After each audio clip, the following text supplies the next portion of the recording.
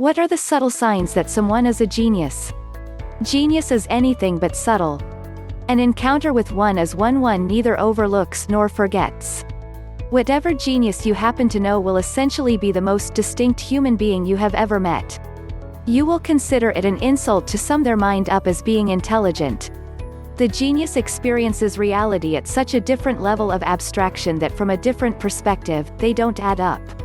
They know things they have no right knowing. You cannot trace their understanding back to the information input. Their mind seems reincarnated.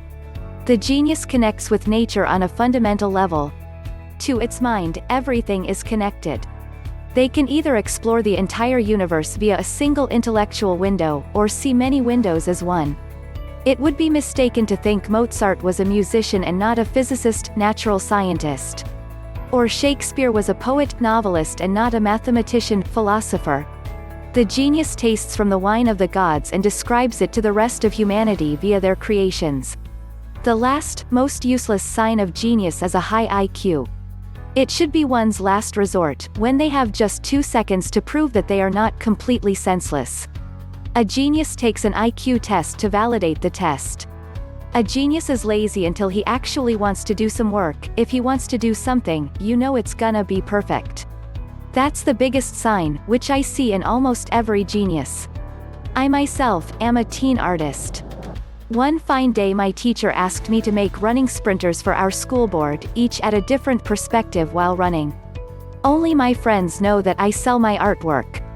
The rest think I am a simple kid who knows how to draw. Here comes Steve Jobs' theory: stay hungry, stay foolish. This attitude fuels my laziness. So that day I asked my teacher what kind of figures she wants. So here is what we got: I simply didn't.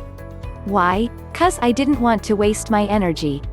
Even after providing that disfigured drawing, I got the appreciation and praise of everyone. This is nothing of my genius acts, mind you. I just gave a reference that you don't need to brag loud that what you can do. People are usually stupid and get happy with anything that exceeds their expectations.